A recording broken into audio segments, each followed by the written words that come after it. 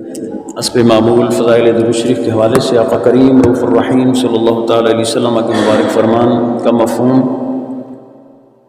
ہمارے آقا مولا صلی اللہ تعالیٰ علیہ وسلم کا فرمان عالی شان ہے کہ جو مجھ پر درود پڑھنا بھول گیا وہ جنت کا راستہ بھول گیا۔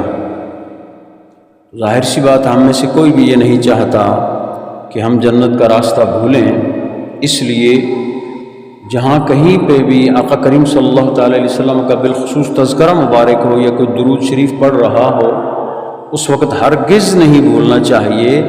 اور درود شریف کم از کم جو مختصر درود و سلام پہ مشتمل ہے صلی اللہ علیہ وسلم،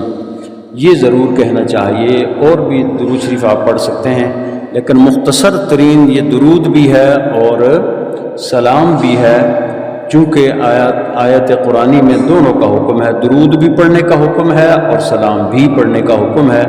تو یہ مختصر اور جامع جو درود و سلام ہے وہ کیا ہے؟ صلی اللہ علیہ وسلم۔ تو یہ ضرور پڑھا کریں، خاموشی سے بیٹھے نہ رہا کریں، اور جہاں کی بھی، جیسے میں نے گزشتہ جمعۃ المبارک میں بھی شاید عرض کی تھی کہ جب بھی آیا درود و سلام پڑھی جائے تو اس وقت تو درود پڑھنا واجب ہو جاتا ہے۔ آج ماہ صفر المظفر کا یہ پہلا جمعۃ المبارک ہے، اور اس کی آج 7 تاریخ ہے۔ اس حوالے سے میں نے آپ حضرات کی خدمت میں اپنی معروضات پیش کرنے کے لیے قرآن مجید فرقان حمید کی 2 آیہ مبارکہ کا مختصر حصہ تلاوت کیا ہے۔ آقا کریم صلی اللہ تعالیٰ علیہ وسلم کے 3 فرمان عالی شان بھی میں نے پڑھنے کی سعادت حاصل کی۔ اس حوالے سے بھی انشاءاللہ ہم ابتداً اسی حوالے سے بات کریں گے، اور پھر آج ایک بہت بڑا تاریخی دن ہے کہ 25 اگست سن 1900 اعلیٰ حضرت گولڑوی پیر سید مہر علی شاہ صاحب رحمۃ اللہ تعالی علیہ، جو امت مسلمہ کے متفقہ اس وقت قائد تھے، مرزا قادیانی کے مقابلے میں آپ کو پورے مسلم زعماء نے آپ کی قیادت کو تسلیم کیا تھا۔ تو آج کے دن آپ نے اس کے مقابلے میں فتح حاصل کی، اور اس کو یوم فتح مبین سے بھی تعبیر کیا جاتا ہے۔ یہ آج سے 135 سال پہلے کی بات ہے۔ تو اس حوالے سے بھی ہم انشاءاللہ آخر میں تھوڑی سی بات کریں گے۔ ابتداً چونکہ ہم آج یہ صفر المظفر کا یہ پہلا جمعۃ المبارک ہے، تو میں کچھ جو سفر کے حوالے سے ہمارے ہاں کچھ روایات مشہور ہیں، کچھ چیزیں مشہور ہیں، اس حوالے سے میں آپ کی خدمت میں گزارش کرنا چاہتا ہوں۔ قرآن مجید فرقان حمید کی جو آیہ مبارکہ میں نے پڑھی ہے، جو حصہ اس میں اللہ سبحانہ و تعالیٰ نے ارشاد فرمایا ہے، بلکہ وہ مکمل آیہ مبارکہ ہے، وَمَا أَصَابَكُم مِّن مُّصِيبَةٍ فَبِمَا كَسَبَتْ أَيْدِيكُمْ وَيَعْفُو عَن كَثِيرٍ۔ سورہ مبارکہ شورى کی یہ آیہ نمبر 30 ہے۔ اس میں اللہ سبحانہ و تعالیٰ نے ارشاد فرمایا کہ جو تمہیں مصیبت پہنچتی ہے، فَبِمَا كَسَبَتْ أَيْدِيكُمْ، وہ تمہارے اپنے ہاتھوں کی کمائی ہوتی ہے، وَيَعْفُو عَن كَثِيرٍ، اللہ سبحانہ و تعالیٰ اس میں سے بہت کچھ معاف بھی فرما دیتا ہے۔ اور دوسری جو سورہ مبارکہ الطلاق کی آیہ مبارکہ 3 ہے، اس کا ایک حصہ میں نے پڑھا ہے۔ اللہ سبحانہ و تعالیٰ نے ارشاد فرمایا وَمَن يَتَوَكَّلْ عَلَى اللَّهِ فَهُوَ حَسْبُهُ، کہ جو بھی اللہ سبحانہ و تعالیٰ پہ توکل کرے گا تو پھر اللہ اس کے لیے کافی ہے۔ آقا کریم صلی اللہ تعالیٰ علیہ وسلم کا مبارک فرمان مختلف کتب حدیث اور خصوصاً مسلم شریف میں، یہ جو میں نے حضرت سیدنا ابو ہریرہ رضی اللہ تعالیٰ عنہ کے حوالے سے پڑھا ہے، پہلا لا عدوى ولا طیرۃ ولا صفر، کہ کوئی بیماری متعدی نہیں ہے اور بدشگونی کوئی بات نہیں ہے، اور یہ سفر کے حوالے سے جو روایات ہیں یہ بھی کوئی سفر نہیں ہے۔ ایک اور مبارک فرمان ہمارے آقا صلی اللہ علیہ وسلم کے جو میں نے پڑھا ہے، ما اخاف علی امتی الا ضعف الیقین، حضور فرماتے ہیں کہ مجھے اپنی امت پہ جس چیز کا خوف ہے، یعنی جو چیز میری امت میں زیادہ ہو جائے گی وہ کیا ہے؟ یقین کی کمی ہو جائے گی، میری امت میں یقین کی کمی ہو جائے گی۔ اور ایک اور یہ حضرت ابو ہریرہ کی روایت سے معجم الاوسط میں یہ روایت موجود ہے، اور دوسرا فرمان معجم الصغیر میں حضرت براء بن عازب رضی اللہ تعالی عنہ سے مروی ہے، مختلج عرق ولا عین الا بذنب، انسان کی آنکھ یا اس کی رگ جو ہے وہ کسی اور وجہ سے نہیں پھڑکتی بلکہ گناہ کی وجہ سے پھڑکتی ہے۔ وما يدفع اللہ عنہ اکثر، اور اللہ سبحانہ و تعالیٰ اس میں سے بہت کچھ معاف بھی فرما دیتا ہے۔ تو ظاہر سی بات ہے یہ تو اتنی طویل گفتگو کا تو وقت ہوتا نہیں ہے، لیکن میں نے یہ فرامین اور آیات قرآنیہ اس لیے پڑھی ہیں تاکہ جو گفتگو میں آپ کی خدمت میں پیش کرنے جا رہا ہوں وہ آپ قرآن و سنت کی روشنی میں اس کو سمجھیں، کیونکہ آج کل کا ہمارا سب سے بڑا جو المیہ ہے، ہم لوگ شریعت سے زیادہ طبیعت چاہتے ہیں۔ جو چیز ہماری طبیعت کو پسند آئے ہم کہتے ہیں کہ یہ ٹھیک ہے، اور جو چیز طبیعت کو پسند آئے کہتے ہیں نہیں جی اس میں پھر لیت و لعل کرتے رہتے ہیں، آئیں بائیں شائیں کرتے رہتے ہیں، لوگ مختلف تعویلیں کرتے رہتے ہیں۔ لیکن یہ کسی مومن کا یہ وتیرہ اور طریقہ نہیں ہے، بلکہ ایک بندہ مومن کا وتیرہ اور طریقہ یہ ہے کہ وہ ہمیشہ اللہ اور اس کے رسول کے آگے اپنے سر خم تسلیم کر دیتا ہے، اور بالکل وہاں پہ سمعنا و اطعنا کا ایک مرقع بن جاتا ہے۔ یہ جو مہینہ ہے صفر اس کا نام ہے، اور یہ صفر جو ہے صفر سے ماخوذ ہے، جیسے ہم کہتے ہیں نا مطلب اس سے ایک سے پہلے کیا ہوتا ہے؟ صفر، تو یہ اس سے ماخوذ ہے، کیونکہ اس کی وجہ تسمیہ اور بہت سی بیان کی گئی ہیں، جن میں سے ایک یہ ہے کہ اس کو صفر کیوں کہتے ہیں۔ عمومی طور پر صفر کا ہم بولتے ہیں، لیکن صفر سے یہ اخذ کیا گیا ہے۔ اس کی وجہ کیا ہے؟ وجہ یہ ہے کہ اس سے پہلے مسلسل 3 مہینے حرمت والے گزرتے ہیں۔ آپ کی خدمت میں یہ بارہا یہ پیش کر چکا ہوں کہ اللہ سبحانہ و تعالیٰ کے فرمان کے مطابق جو سال کے 12 مہینے ہیں ان میں سے 4 مہینے حرمت والے ہیں، اور یہ جو حرمت والے 4 مہینے ہیں ان کو یہ شروع سے ایسے ہی چلے آ رہے ہیں، یعنی جب ہمارے آقا صلی اللہ تعالیٰ علیہ وسلم نے دین کی دعوت شروع نہیں کی تھی، دور جاہلیت تھا، آپ کی اس دنیا میں تشریف آوری سے پہلے بھی ان 4 مہینوں کا بہت احترام کیا جاتا تھا، ان کو حرمت والے مہینے گردانا جاتا تھا۔ ایک جو ہے رجب کا مہینہ ہے، اور دوسرے جو 3 اکٹھے چل رہے ہیں، ذوالقعدہ، ذوالحجہ اور محرم الحرام۔ اب ہوتا یہ تھا کہ حرمت والے مہینوں کا مطلب یہ تھا کہ ان مہینوں میں کوئی جنگ و جدل، کوئی لڑائی، کوئی فساد کرنا ان لوگوں نے گویا اپنے اوپر حرام کر رکھا تھا۔ آپ یہ بھی جانتے ہیں کہ پہلے دور میں جو جنگیں ہوتی تھی وہ مدتوں تک چلا کرتی تھی، نسل در نسل ایک سلسلہ چلتا تھا، اور کوئی گولی اور ایٹم بم کا دور تو تھا نہیں، تلوار ہوتی تھی، تیر ہوتے تھے، نیزے، بھالے، تو لوگ لڑتے رہتے تھے، تھکتے تھے، پھر تھوڑا سا آرام کر لیتے تھے، پھر اٹھ کے شروع ہو جاتے تھے۔ تو یہ جو 3 مہینے تھے، اور رجب کا مہینہ تھا، رجب کا مہینہ ان لوگوں نے عمرے کے لیے مخصوص کر رکھا تھا، اور یہ جو 3 مہینے ہیں جن کا میں نے ابھی نام گنا ہے، ذوالقعدہ، ذوالحجہ اور محرم الحرام، یہ حج کے مہینے کہلاتے تھے۔ تو وہ عمومی طور پہ جو اہل عرب تھے اور اس سے پہلے کا جو ایک مطلب دور تھا، ان میں یہ صورتحال تھی کہ وہ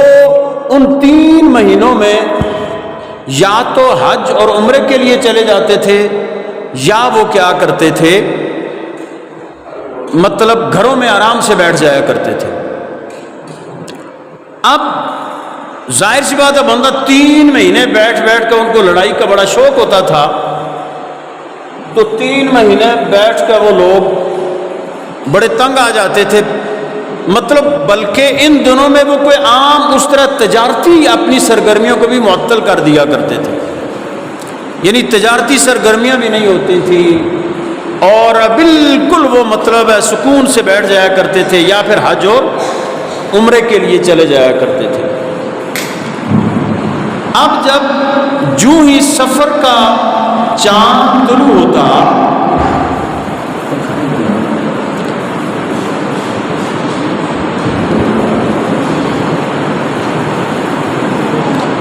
اب جو ہی سفر کا چاند طلوع ہوتا تو وہ سارے کے سارے لوگ گھروں سے نکل پڑتے تھے۔ کوئی تجارتی سفر پہ نکل جایا کرتا تھا، کوئی جنگ کے مشن پہ نکل جایا کرتا تھا، مطلب جو ان کی سرگرمیاں ہوتی تھیں اس کے لیے وہ ایک دم متحرک ہو جاتے تھے۔ اور جب ظاہر سی بات ہے وہ گھروں سے نکلتے تھے تو پھر گھر خالی ہو جایا کرتے تھے، اس لیے اس کو سفر کا مہینہ کہتے ہیں کہ ان دنوں میں چونکہ لوگ جو ہے وہ گھروں سے نکل پڑتے تھے، گھر خالی ہو جاتے تھے، فلہذا اس مہینے کو سفر کا مہینہ کہتے ہیں۔ لیکن جہاں پہ یہ چیز تھی وہاں پہ اور بہت سی باتیں ان کے اندر مشہور تھیں اسی مہینے کے حوالے سے۔ اس کو وہ ایک طرح سے خصوصاً جو اس کے پہلے 13 دن ہیں، جن کو ہمارے ہاں بھی 13 تیزیاں کہا جاتا ہے،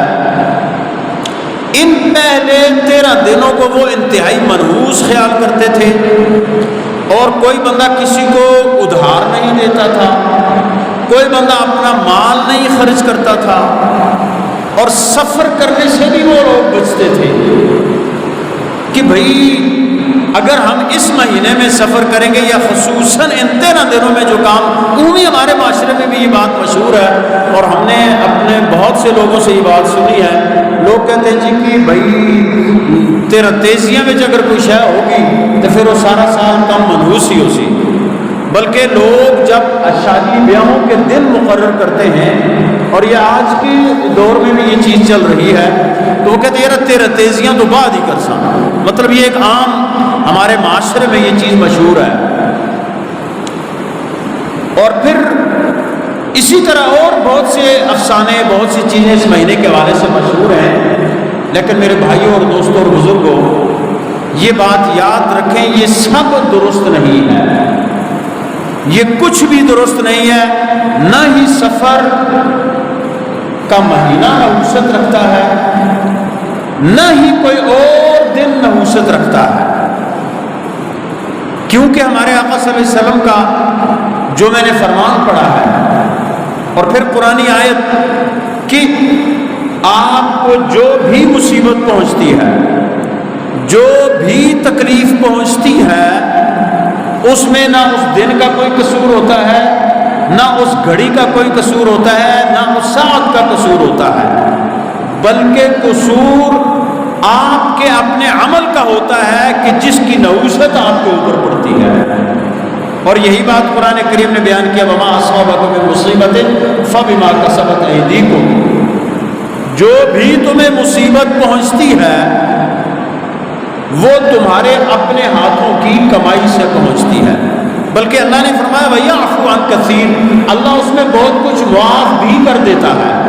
اور جو حدیث پاک میں نے پڑھی ہے اس کا بھی دوسرے حصے میں یہی ہے کہ اللہ تو تمہارے بہت سے گناہوں کو معاف کر، ہم کہتے ہیں نا کسی کی آنکھ، مطلب آنکھ اگر پھڑکتی ہے یا جسم کی کوئی رگ حرکت کرتی ہے تو لوگ اس سے بھی ایک طرح کی مطلب اس کو ایک علامت سمجھتے ہیں کہ بائیں آنکھ پھڑکی تو یہ ہوگا، دائیں آنکھ پھڑکی تو یہ ہوگا، کسی کی رگ پھڑکتی ہے تو یہ ہوگا۔ یہ ساری کی ساری باتیں ان کا شریعت سے اور دین سے کوئی تعلق نہیں ہے، بلکہ اس ایک سوچ سے اس کا تعلق ہے کہ جو صدیوں سے چلی آ رہی ہے۔ عموماً اس وقت یہ ہوتا تھا کہ لوگ فال لیتے تھے، فال نکالنے کا ایک سسٹم ہوتا تھا، مطلب پرندوں کے ذریعے، جیسے آج کل بھی ہمارے ہاں وہ مطلب فٹ پاتھ پہ بیٹھا ہوا ہوتا ہے طوطے والا، اور اس کے مطلب لوگ کہتے ہیں جی کہ اس کو 10 روپے دے کے اس سے اپنا مقدر پوچھتے ہیں، حالانکہ یہ بالکل درست نہیں ہے۔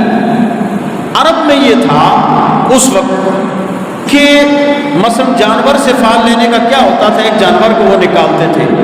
مثلا وہ یہ کہتے تھے کہ ہم نے ایک کام کرنا ہے، کوئی کاروبار شروع کرنا ہے، کوئی چیز لینی ہے، کوئی شادی بیاہ کا معاملہ ہے، تو وہ جانور کو نکالتے تھے، جانور نکلتے ہوئے اگر دائیں طرف کو چلتا تو وہ کہتے جی کہ یہ ہمارے حق میں بہتر ہے، اگر بائیں طرف کو مڑ جاتا تو وہ کہتے تھے یہ ٹھیک نہیں ہے۔ اسی طرح اور بہت سی مطلب ان کے اندر چیزیں مشہور تھیں، بھائی الو بول گیا تو یہ ہو جائے گا،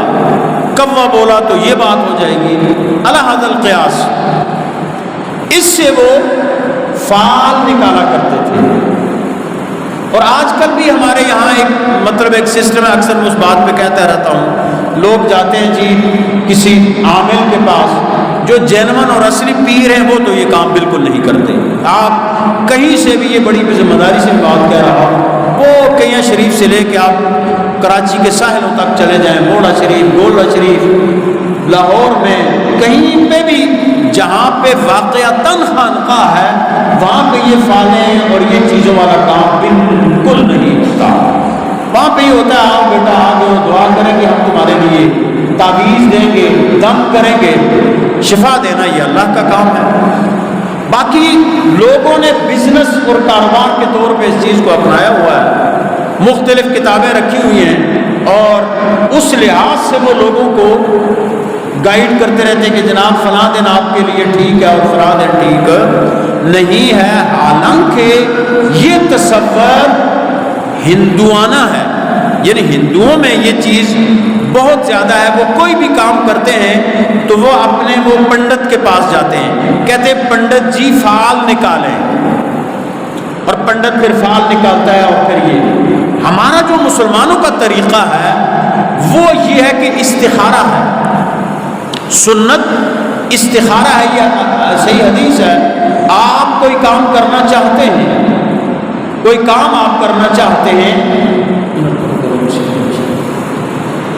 آپ کوئی کام کرنا چاہتے ہیں تو آپ کیا کریں؟ 2 رکعت نفل رات کو عشاء کی نماز کے بعد۔ اچھا یہ بھی نہیں ہوتا کہ استخارہ کسی کو ٹھیکے پہ دے دیں۔ بعض لوگ ہوتے ہیں نا، جی پیر صاحب تسی استخارہ کرو جی، یا استاد جی تسی استخارہ کرو، یا قاری صاحب تسی استخارہ کرو، مطلب یہ کہتے ہیں نا لوگ، یہ بالکل یہ تصور نہیں ہے دوست۔ خود انسان اپنا استخارہ کرے۔ ظاہر سی بات ہے ہمارے لیے دلیل قرآن و سنت ہے۔ بھئی آپ کوئی کام کرنا چاہتے ہیں، کاروبار کرنا چاہتے ہیں، کوئی اور چیز کرنا چاہتے ہیں، 2 رکعت نفل پڑھیں نماز عشاء کے بعد۔ استخارے کی ایک مخصوص دعا ہے، حدیث پاک میں آئی ہوئی ہے، آپ وہ دعا پڑھیں اور دل میں یہ نیت کریں کہ یا اللہ یہ جو میں کام کرنے جا رہا ہوں، اس کام میں میرے لیے خیر ہے یا شر ہے، مجھے اس کی طرف اشارہ کیا جائے۔ اور ایک یہ استخارے کا جو لغوی معنی ہے وہ ہے خیر کا طلب کرنا، بھلائی کا طلب کرنا۔ اس کا یہ کہ یا اللہ میں یہ کام کر رہا ہوں، کاروبار ہے، کوئی اور کام ہے، تو یا اللہ تو اس کام میں میرے لیے خیر کر دے، بہتری ڈال دے۔ اور یقین مانے کہ جو بندہ اپنے کام سے پہلے استخارہ کرتا ہے وہ کبھی بھی اس کام میں ناکام نہیں۔ ایک تو مطلقاً خیر طلب کرنا ہے، اور دوسرا یہ ہے کہ آپ مطلب 3 دن 5 دن یا 7 دن زیادہ سے زیادہ وہ عمل کرنا ہے۔ 2 نفل پڑھیں استخارے کی نیت سے، سو جائیں دائیں کروٹ پہ جیسے سنت طریقہ ہے، کعبے کی طرف ایسے منہ کر کے،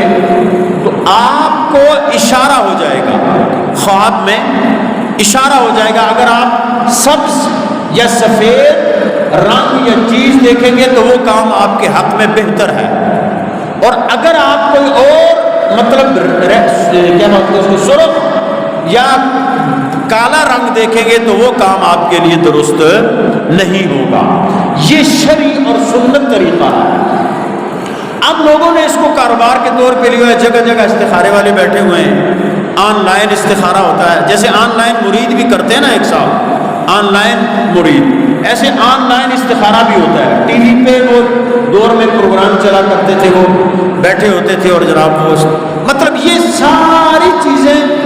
ایک مطلب اس کا شریعت سے کوئی تعلق نہیں ہے۔ یہ ایک آپ کے معاشرے کی ایک رسم تو ہو سکتی ہے لیکن یہ شریعت نہیں ہے۔ یہ اس طرح کی فعال لینا، بدشگونی، یہ جو ہوتے ہیں نا، یہ طیارہ، حدیث پاک میں نا لا عدوہ ولا طیرۃ ولا سفر،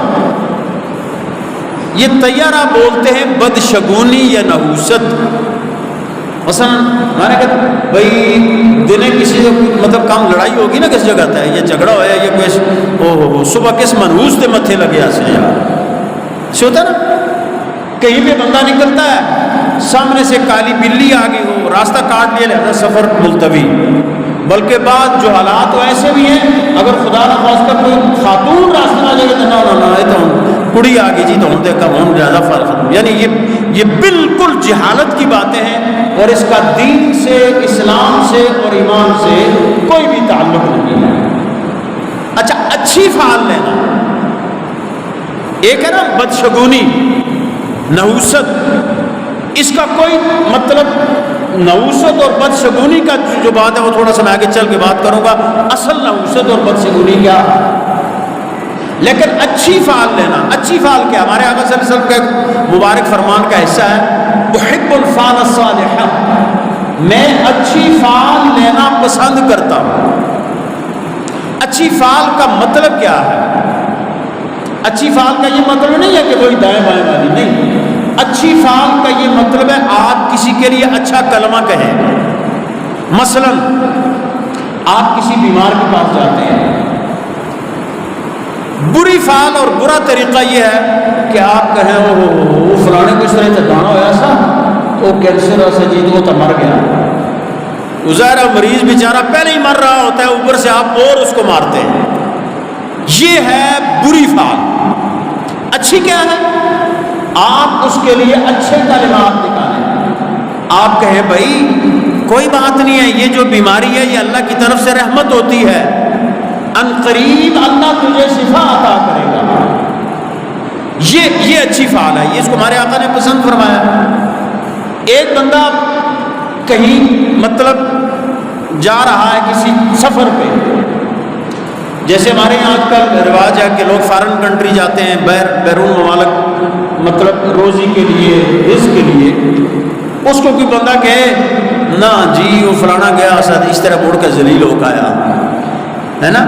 یہ بری فعال ہے۔ آپ اس کو یہ کہیں بھائی آپ سفر چونکہ وسیلہ ظفر ہے، سفر کامیابی کی کلید ہے، لہذا تم جو سفر کر رہے ہو اللہ اس میں برکت ڈالے اور اللہ تمہیں کامیاب کرے، یہ اچھی فعال ہے۔ اور اس کی مثال ہمارے آقا مولا صلی اللہ تعالی علیہ وسلم نے بڑی خوبصورت حضور کی سیرت میں موجود ہے۔ جب صلح حدیبیہ ہو رہی تھی، معاہدہ ہو رہا تھا، تو جب سہل نامی شخصیت وہاں پہ آئے، سہل کا مطلب ہوتا ہے آسانی، عسر کا مطلب ہوتا ہے تنگی، مشکل، ہے نا، تو سہل آسانی، سہل نام کے صاحب جب معاہدے کے لیے آئے نا، تو اس وقت تو حضور نے فرمایا کہ یہ نیک اشارہ ہے کہ اب ہمارے اس معاہدے میں آسانی ہو جائے گی۔ یہ باقاعدہ رسول اللہ صلی اللہ علیہ وسلم کی سیرت سے ہے کہ کسی کے بارے میں اچھا کلمہ بولنا، کسی مریض کے بارے میں، کسی اپنے مسلمان بھائی کے بارے میں، حتیٰ کہ کسی بھی انسان کے بارے میں، مثلا ایک کافر ہے تو آپ یہ کہیں کہ اللہ تجھے ایمان نصیب کرے، اللہ تجھے دین کی طرف لوٹنا نصیب کرے، تو یہ اچھی فعال کے طور پہ ہے۔ اگر خدا نخواستہ کسی مسلمان کو یوں کہہ دیں تو وہ بری فعال ہوگی۔ یعنی اچھی اور بری فعال کا جو تصور ہے، اچھی فعال یوں سمجھ لیں کہ مثبت سوچ ہے، اور بری فعال جو ہے وہ منفی سوچ ہے۔ باقی جو ہے بدشگونی ہے، نحوست ہے، اس کے جو تصورات ہم نے اپنا رکھے ہیں وہ قطعاً درست نہیں ہے۔ بلکہ میں آپ کو ایک بڑی ایمان افروز روایت کا خلاصہ بتاؤں، یہ دنیا جو ہے نا یہ دار الاسباب ہے۔ اللہ نے فرمایا کہ میں روزی دیتا ہوں تو اب ایک بندہ دن میں مطلب ہے مکان کو کنڈی لگا کے دروازے کو گھر پہ بیٹھا رہے اور کہے جی کہ مجھے روزی ملے گی، تو ایسا نہیں ہو سکتا، کیونکہ اللہ نے روزی دینے کے اسباب زمین میں پیدا کر رکھے ہیں۔ ہمارے اس کائنات میں کتنے سیارے ہیں جہاں پہ کوئی انسانی وجود، مطلب انسانی کیا جاندار بھی نہیں رہ سکتا۔ اب دیکھیں نا، لوگ چاند پہ جاتے ہیں، خلائی مشن پہ لوگ جاتے ہیں، تو ساتھ پورا وہ مطلب ایک بندے کے خلا میں جانے کے لیے کروڑوں نہیں اربوں کا خرچہ کرنا پڑتا ہے۔ جو چاند پہ جانے کی مہم ہے اس پہ لیے اربوں کا خرچہ کرنا پڑتا ہے، کیونکہ ساتھ وہ پورا سامان اور پوری کٹ لیتا ہے، تب وہاں پہ جا سکتا ہے۔ لیکن اس میں ہم سانس کھلے طریقے سے لے رہے ہیں، ہم زمین کو میں فصل بوئیں گے تو فصل اگے گی، یہاں پہ پانی ہے، یہاں پہ ہوا ہے، مطلب جو جینے کے لیے 4 عناصر ہوتے ہیں، آگ، مٹی، ہوا اور پانی، وہ سارے کے سارے اللہ نے یہاں رکھ دیے۔ تو اب کوئی بندہ یہ کہے نہیں جی مجھے تو روزی ایسے ملنی چاہیے، وہ تو اوگڑے میں جو تلا یا جو پہلے ہوتے تھے اب تو کدھر ہیں، یا وہ کوئی ایسی لا کے دے گا، ایسے نہیں ہوگا۔ وہ کوشش کرے گا، وہ محنت کرے گا، اللہ اس کو عطا فرمائے گا۔ لیکن ایک طبقہ جس کی میں ابھی آپ سے بات کرنے لگا ہوں، یہ صحیح بخاری شریف کی حدیث ہے، اس کا مفہوم میں آپ کے لیے پیش کر رہا ہوں۔ یہ جو آیت میں نے پڑھی وَمَن يَتَوَكَّلْ عَلَى اللَّهِ فَهُوَ حَسْبُهُ، کہ جو اللہ پہ توکل کرتا ہے پھر اللہ اس کے لیے کافی ہے۔ لیکن ہر بندہ متوکل نہیں ہو سکتا، ہر انسان میں یہ نہیں ہے صلاحیت کہ وہ توکل کے اس مقام پہ قائم ہو جس کی میں بات کرنے جا رہا ہوں۔ ہمارے آقا صلی اللہ علیہ وسلم نے ایک قیامت کا ایک منظر کھینچا ہے اس حدیث پاک میں۔ آپ فرماتے ہیں کہ میں نے بہت سی امتوں کو دیکھا، میں نے امتوں کو دیکھا کہ کسی نبی کے ساتھ بہت زیادہ لوگ ہیں افق پہ، افق کہتے ہیں نا یہ جو آسمان کا کنارہ ہمیں نظر آتا ہے، ہم یہاں سے باہر نکلیں گے، ہمیں جہاں جہاں آسمان کا کنارہ نظر آئے گا ہم سوچیں گے یار آسمان ہے تو تلا آ کے مل جلتا ہے، حالانکہ وہاں جائیں گے تو پھر وہاں سے اوپر ہوگا۔ افق ہمارے لیے اس وقت افق یہ ہے، ہم یہاں باہر کھڑے ہو کے چاروں طرف تو نظر دوڑائیں گے تو یہ جو چاروں طرف جہاں سے آسمان ہمیں زمین سے ملا ہوا بظاہر نظر آ رہا ہے وہ افق ہے۔ آقا کریم صلی اللہ علیہ وسلم فرماتے ہیں کہ میں نے افق پہ دیکھا کہ ہزاروں لوگ ہیں، کچھ انبیاء کے ساتھ ہزاروں لوگ ہیں، کچھ کے ساتھ کچھ بھی نہیں ہے، بہت کم کم ہیں، لیکن ایک طبقہ ایسا ہے کہ اس میں کثیر مطلب ہزاروں نہیں لاکھوں کی تعداد میں لوگ ہیں۔ تو میں نے پوچھا کہ یہ کون لوگ ہیں؟ جب میں نے یہ پوچھا تو مجھے کہا گیا حضور یہ آپ کے امتی ہیں، یعنی حضور کی امت سب سے زیادہ ہوگی قیامت کے دن، یہ آپ کے امتی ہیں جس سے یہ سارے آفاق بھرے ہوئے ہیں، اور یہ وہ لوگ ہیں جو سارے کے سارے جنتی ہیں، یہ لوگ جنتی ہیں۔ اور پھر کہا گیا کہ حضور ان کے ساتھ 70,000 وہ لوگ ہیں، 70,000 وہ لوگ ہیں کہ جو بغیر حساب کتاب کے جنت میں جائیں گے، جو بغیر حساب کتاب کے جنت میں جائیں گے۔ اب حضور یہ فرمان ارشاد فرما کے حجرہ مبارک میں تشریف لے گئے، صحابہ کرام بیٹھے ہوئے تھے، صحابہ کرام میں آپس میں یہ بات چلنے لگی، کچھ نے کہا کہ یہ جو بغیر حساب کتاب کے لوگوں کا ذکر ہے شاید ہم لوگ ہوں، تو کسی نے کہا ایسا کیسے ہو سکتا ہے، ہم لوگ تو ہم پہلے کافر تھے، ہمارے آبا و اجداد کافر تھے۔ کسی نے کہا ہماری اولادیں ہوں گی کیونکہ وہ ایمان والوں کی اولادیں ہیں۔ تو آقا کریم صلی اللہ علیہ وسلم تشریف لائے، حضور تشریف لائے تو آپ نے جو فرمایا وہ توکل والوں کے لیے، ہم آپ جیسے لوگوں کے لیے نہیں ہے۔ بدو سے خوش ہو جلو جی کی سمجھتے اللہ شامل کر دے تو اس کی بڑی مہربانی ہے، اس سے فضل سے دور بھی نہیں ہے، لیکن جو حضور نے فرمایا وہ توکل کے اعلیٰ ترین درجے پہ فائز لوگوں کے لیے تھا کہ نہ تم میں سے کوئی ہے، یہ کوئی خاص طبقہ نہیں ہے، بلکہ آقا کریم صلی اللہ علیہ وسلم نے فرمایا کہ یہ وہ لوگ ہیں جو توکل کے، یہ مفہوم میں عرض کر رہا ہوں، توکل کے اعلیٰ ترین مقام پہ فائز، اور ان کی علامتیں کیا ہیں؟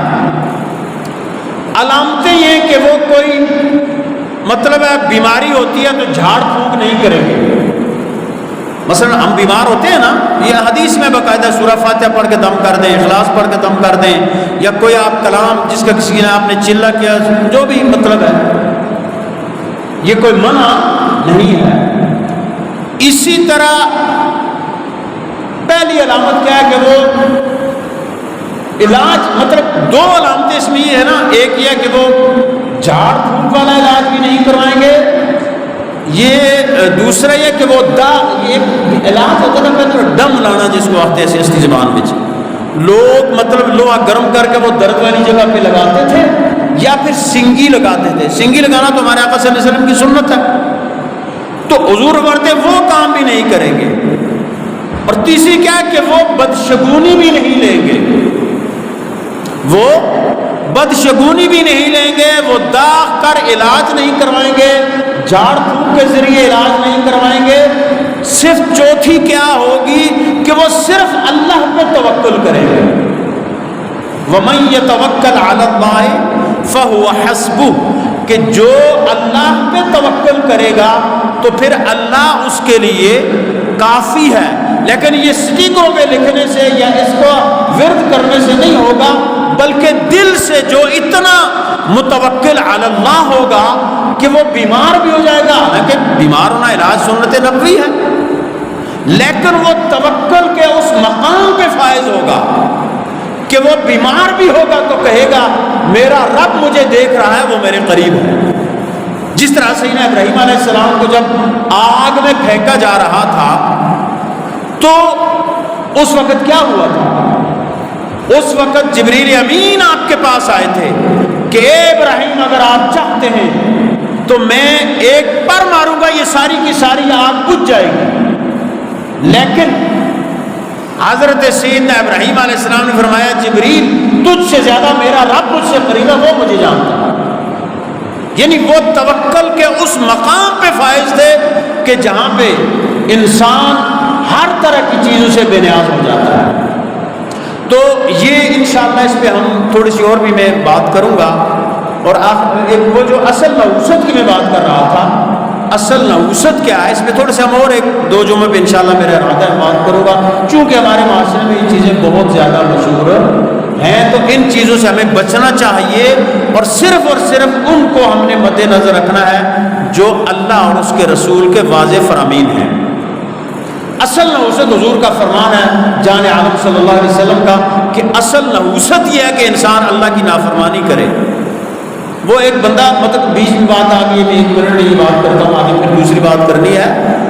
وہ ایک بندہ صبح کہیں جا رہا تھا، آگے سے کوئی شیخ آیا اور مطلب بوڑھا آدمی آیا، تو جاتے جاتے وہ جو آگے سے آ رہا تھا اس منہ ادھر پر موڑ کے تھا نا، ایسے منہ پھیر لیا، تو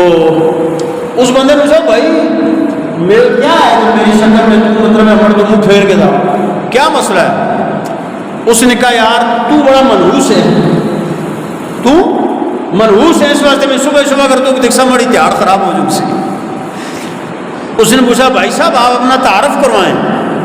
تو وہ جس نے منہ پھیرا تھا نا دوسرے کو منحوس کا، اس نے کہا میں شیطان ہوں۔ وہ بندہ بڑا ہائپر ہو گیا کہ یار شیطان منہ کو منحوس آتا ہے کہ گل ہے، شیطان مجھے منحوس کہہ رہا ہے۔ اس نے کہا یار تو شیطان ہو کہ مجھے منحوس کہہ رہا ہے جس میں صبح شام لمتے پڑتی ہیں؟ اس نے کہا ہاں بالکل تو منحوس ہے۔ کیوں منحوس ہے؟ کہ میں نے ایک سجدے سے انکار کیا تھا، وہ بھی آدم علیہ السلام کے سامنے، آدم کے سامنے میں نے ایک سجدہ نہیں کیا، تو قیامت تک مجھ پہ لعنتیں پڑتی ہیں، تو دن میں ایک سجدہ اپنے رب کے سامنے بھی نہیں کرتا، بڑا منحوس تو ہے یا میں؟ یعنی بے نمازی ہونا سب سے بڑی نحوست ہے، بندوں کے حق کھانا سب سے بڑی نحوست ہے، اللہ کے حقوق کو ضائع کرنا سب سے بڑی نحوست ہے، بندوں کے حقوق کو ضائع کرنا یہ سب سے بڑی نحوست ہے۔ اور ہم ڈھونڈتے ہیں جناب وہ توتے والے بزرگ کے کٹو جی ہونے 10 روپے دو جی کارڈ کٹو جی بڑے مقدر کے یہ کسی تویزاں تاگاں لیا فراڈیاں گلجر کا مطلب ہے جی کہ حساب کرو واسطہ ہے جی، کدھر حساب کریں؟ غیب کی خبریں تو اللہ جانتا ہے بھائی، آپ کو کون بتائے گا؟ جس بندے کو اپنا نہیں پتا وہ کسی دوسرے کو کیا بتائے گا؟ جو خود پاٹ میں بیٹھا ہوا ہے اس کی تعویذ سے تمہیں کیا فرق پڑے گا؟ پہلے وہ اپنی تعویذ سے اپنے آپ کو تو ٹھیک کرے۔ تعویذ دھاگا یہ چیزیں جرم نہیں ہے، منع نہیں ہے، لیکن اس طرح لوگوں کو دھوکے سے کاروبار بنا کے کرنا یہ بڑا ظلم ہے اور یہ شریعت کے خلاف ہے۔ اور آخری جو بات میں نے آپ سے عرض کی تھی، آج 25 اگست ہے اور 25 اگست کو سن 1900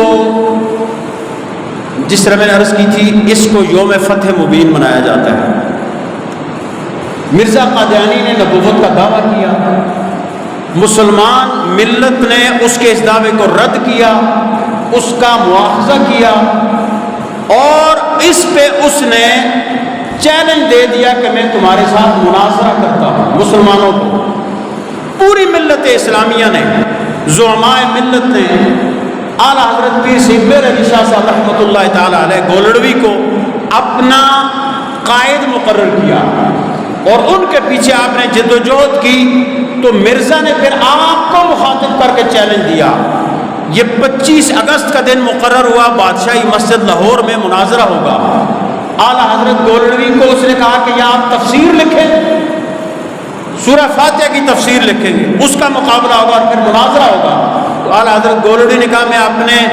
نبی کی ناموس اور ختم نبوت کی حفاظت کے لیے سب کچھ کر گزروں گا، بلکہ آپ نے یہ کہا تھا کہ قلم رکھو، تم بھی رکھو، میں بھی رکھوں گا، پھر ہم کہیں گے قلم کو، جس کے کہنے سے قلم لکھے گا وہی سچا ہوگا۔ یعنی اتنی بڑی آپ نے بات کر دی تھی۔ پھر آپ نے اس کے چیلنج کے جواب میں سفر کیا اور آپ لاہور جب پہنچے تو وہ مرزا قادیانی بھاگ گیا، وہ مناظرے میں نہیں آیا، اس کو پتا تھا کہ میں جھوٹا ہوں۔ اس دن کو امت مسلمہ یوم فتح مبین کے طور پہ مناتی ہے اور اعلیٰ حضرت گولڑوی حضرت پیر میر علی شاہ صاحب رحمۃ اللہ تعالیٰ علیہ کی ان خدمات کو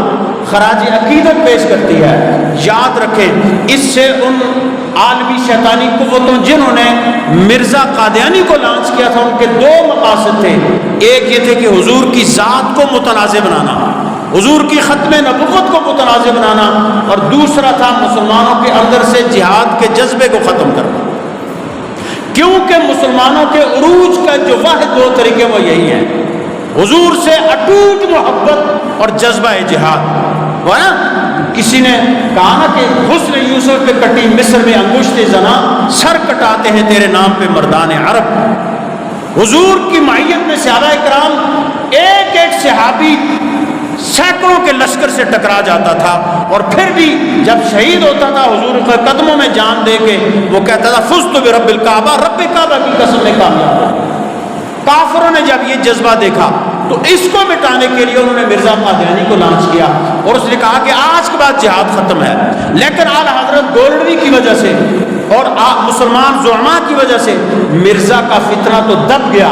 لیکن اس کے بہت سے نائب آج بھی موجود ہیں جن کو لوگ مسلمان سمجھتے ہیں، لیکن وہ یہ جہاد وہ صرف ایک رٹ لگاتے ہیں جی اسلام تو امن کا دین ہے، مسجد میں سیاست کیوں؟ ہم کہتے ہیں بھائی منبر پہ ہی تو جب سیاست ہو رہی تھی اس وقت خلافت راشدہ کا نظام تھا، اور جب منبر سے اور مسجد سے سیاست نکلی ہے تو ہمیں یہ حکمران میں نے جو خود عیاشیاں کرتے ہیں، لوگ بھوکے مر رہے ہیں، خودکشیاں کر رہے ہیں، یہ ایک پوری عالم کفر کی سازش ہے جو آج بھی مسلمانوں میں چل رہی ہے۔ لوگ کہتے ہیں بھئی سب کچھ کرو، خانقاہوں میں محدود رہ کر تم نمازیں پڑھو، روزے کرو، جو مرضی ہے کرو، لیکن باہر نہیں نکلنا۔ لیکن یاد رکھیں اصل جو کام ہے ہمارے آقا، آپ کو پتہ ہے حضور کا جب وصال ہوا تو آپ کی زرہ مبارک رکھی ہوئی تھی گروی ایک یہودی کے پاس قرض کے طور پہ، رہن کے طور پہ رکھی ہوئی تھی، لیکن حجرہ مبارک میں اس وقت بھی 9 تلواریں لٹک رہی تھی، اور حضور کا ایک اسم گرامی نبی الملاحم یعنی جہاد کے پیغمبر۔ ہم نے فلسفہ کربلا میں بھی عرض کی تھی کہ حضرت امام حسین کی جدوجہد کوئی اقتدار کے لیے نہیں تھی، بلکہ اللہ کے نظام کو نافذ کرنے کے لیے تھی۔ اس لیے آج جو ہم حسین کا نام تو بہت لیتے ہیں نا، وہ بڑا خوبصورت کسی کا تک ہے نا، جب روح سے یہ کہتے ہو لبیک یا حسین، پھر دل سے یزیدوں کا ڈر کیوں نہیں جاتا؟ ہے دعویٰ کہ ہو اسوہ شبیر پہ قائم، دربار میں کیوں جاتے ہو، سر کیوں نہیں جاتا؟ حسین کا تو سر گیا تھا نا یزید کے دربار میں کہ میں تیرے اس جھوٹے اور باطل نظام کو نہیں مانتا، اور ہم حسین کے نعرے لگا کے یزید کی بات کریں، اس کے نظام کو قبول کریں۔ دنیا میں قتیل اسا منافق نہیں کوئی جو ظلم تو سہتا ہے بغاوت نہیں کرتا۔ یاد رکھیں، ظلم کے خلاف آواز نہ اٹھانا بھی ظلم ہے۔ اور آج بہت سے لوگ دینی لبادے میں ہیں، بڑے بڑے مناصب پہ ہیں، بڑے بڑے ہزاروں کے فالورز ہیں، لاکھوں فالورز ہیں، لیکن لوگوں کو یہ درس دیتے ہیں بس جو وقتی نظام ہے اسی کے تحت چلو، باقی یاد رکھیں اصل حسینیت اور اصل پیغام میں یوم فتح مبین کا یہ ہے کہ جھوٹے اور باطل نظاموں کے خلاف اے بندہ مومن اپنے آپ کو تیار کر، پوچھا جائے گا کل۔ ہمارے بابا جی کا ایک بہت خوبصورت کلپ میں نے کل اپنے اسٹیٹس شیئر کیا، وہ کہتے ہیں کہ یار بلڈنگوں کی حفاظت کے لیے، عمارتوں کی حفاظت کے لیے، جہازوں کی حفاظت کے لیے فوج آ گئی، رینجرز آ گئی، ادارے آ گئے، لیکن جب قیامت کے دن حضور یہ سوال کریں کہ میری ختم نبوت اور میری ناموس کے لیے کیوں نہیں نکلے، تو ہمارا کیا جواب ہے؟ اس لیے میرے بھائیوں، ہمیں اس پیغام کو سمجھنے کی ضرورت ہے جو سن 1900 میں آج سے 123 سال پہلے اعلیٰ حضرت گولڑوی کے فتح مبین کی صورت میں مسلمانوں کے سامنے آیا تھا، اور مسلم ملت نے یہ واضح کیا تھا کہ بے شک ہمارے درمیان اختلاف رائے موجود ہے، لیکن رسول اللہ صلی اللہ علیہ وسلم کی ختم نبوت اور آپ کی ناموس کے لیے ہم سب یک جان ہیں، یک دل ہیں اور یک زبان ہیں، اور جہاں کہیں پہ ناموس رسالت کا مسئلہ آئے گا یا ختم نبوت کا مسئلہ آئے گا، پوری امت ایک ہوگی۔ آج بھی اسی اتفاق کی ضرورت ہے، اور جو لوگ یہ مذہبی تخریب کاری کر رہے ہیں اور مذہبی زنخے بنے ہوئے ہیں کہ نہیں کرنا، نہیں کچھ کرنا، انہیں سوچنا چاہیے کہ وہ لوگوں کو کدھر لے جا رہے ہیں۔ اللہ سبحانہ و تعالیٰ سے دعا ہے کہ وہ ہمیں آقا کریم صلی اللہ تعالیٰ علیہ وسلم کی سیرت مبارک کے ہر پہلو کو اپنانے کی توفیق عطا فرمائے اور ہمیں عمل کی توفیق عطا فرمائے۔ وما توفیقی الا باللہ۔ جن حضرات نے سنتیں نہیں پڑھی آگے ہیں وہ سنتیں